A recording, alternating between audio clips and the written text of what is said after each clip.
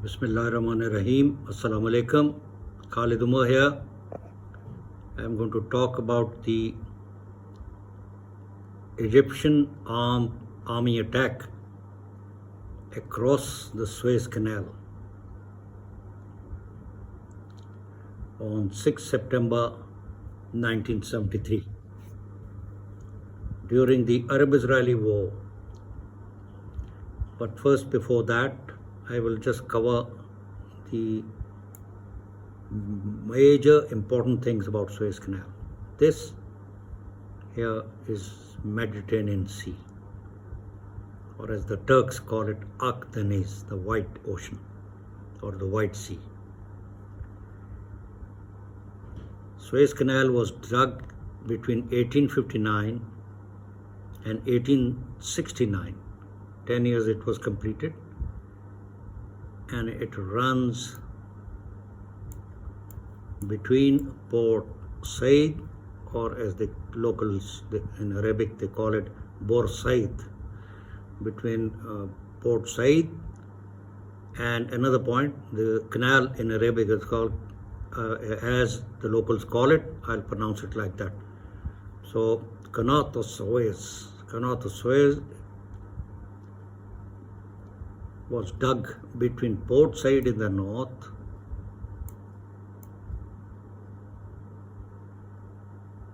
to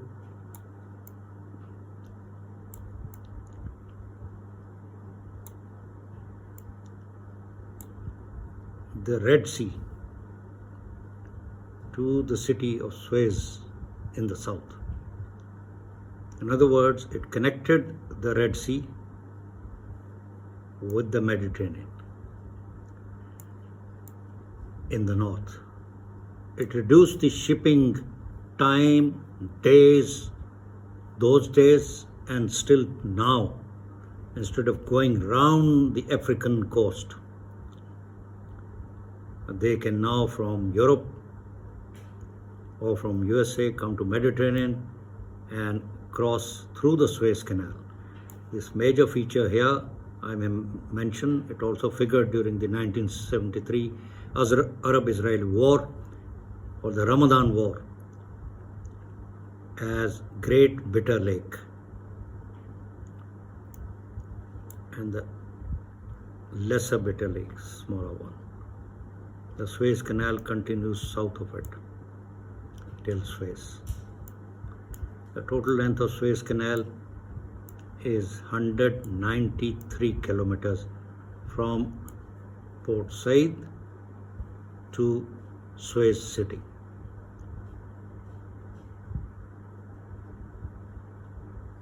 In 1967 Arab-Israeli War, the Israeli army attacked through the Sinai Desert and closed with the Suez Canal all along its length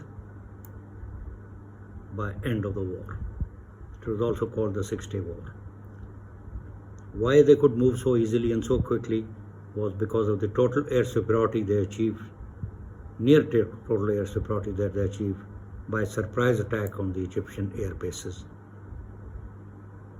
on the first day of 1967 Arab-Israeli War.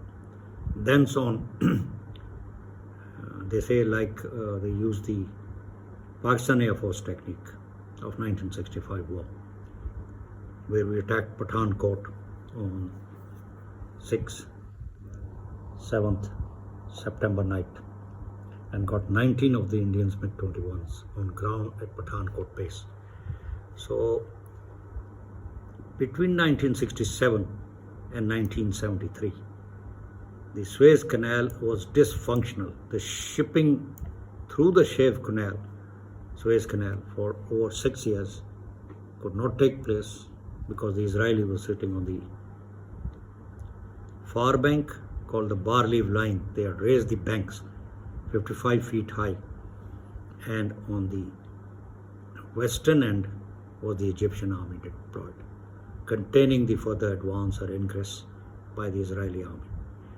When General Shazli was appointed the army chief, and in the very first meeting, he was given the mission to reopen the Suez Canal, because the Egyptian economy was suffering because of lack of profits from shipping, international shipping which passed through Suez Canal. And bigger than that is to restore the morale and confidence of the Egyptian nation by pursing the Bar-Lev line and giving a bloody nose to the Israeli army in its repeated counterattacks that were expected after loss of territory on the eastern side of Suez Canal by the Israeli army, which it did. General Shazli was an outstanding and dynamic officer. He set about his tasks. They cut a model of the Suez Canal some distance away from it, and there the Egyptian army practiced over 100 crossings, they say, in the few years that was available to him before the end of his tenure.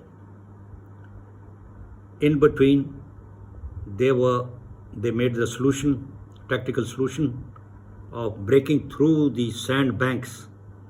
An idea was given by a lieutenant of the Egyptian army engineers that we will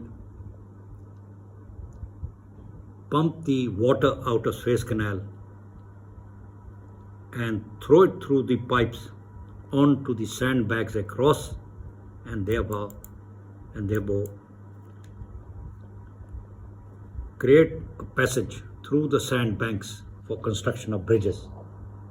Thus, time would be saved for the Egyptian Navy to utilize pontoon bridges, the latest one that the Russians had supplied or were made to supply on demand of General Shazli, as well as the Air Force chiefs.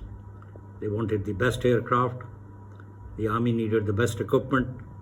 The Russians were not obliging, and around 1972 came the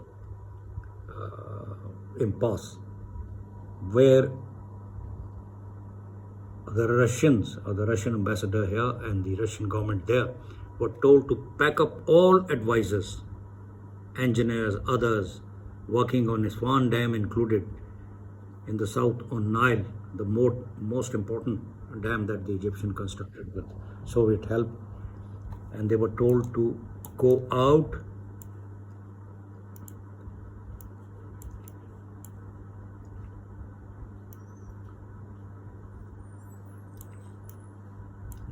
of Egypt back to Russia or Soviet Union. And he did not listen. The President Anwar Sadat did not listen any excuses from the Russians. They said, our army has given the demands and you are not supplying those, or various anti-tank guided missiles, the latest that you got, the pontoon bridges, the surface-to-air missiles, latest one, SAM-6 and others.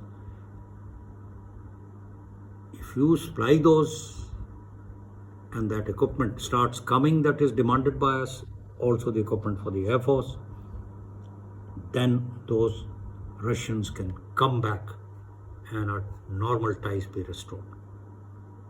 They said, we'll do it.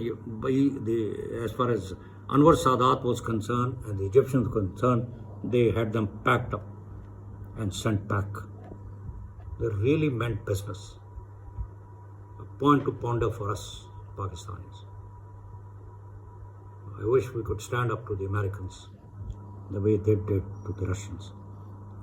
Egypt was very vital for Soviet Union. They responded immediately, and the latest equipment came. During the war, I will finish here, they used the Snapper and Sagar, the latest Russian missiles, to hit the Israeli tanks at a scale, at a rate that they were shocked beyond belief. The SAM-6, the latest surface-to-air missile of the Russians, brought down aircrafts after aircrafts of the Israeli Air Force as they attacked the bridgehead area. So here I finish, but the main lesson learned during the war was what a dynamic leadership can achieve. The appointment of General Saad al-Shazli, a man, an officer, a general who understood what strategy is, was fully utilized, and his dynamic leadership fully charged the Egyptian army into a state of motivation that with full confidence shouting Allahu Akbar, they crossed the Suez Canal on 6 October 1973. It was Ramadan, therefore रोज़ा रख के उन लोगों ने attack किया, and they were rowing across the Suez Canal shouting Allahu Akbar, Allahu Akbar, and planted the Egyptian flag on the Israeli fortification all along the Suez Canal where they crossed. They crossed in two corps.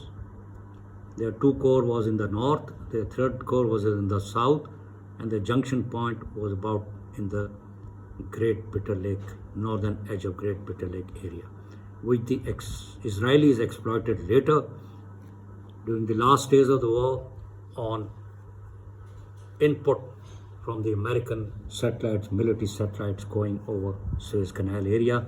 They identified a gap existing between the two corps about this line. More about it later. Allah Hafiz. Khalid Umar signing out. Please subscribe to my channel, press the bell icon and click like if you like my video. More of it later.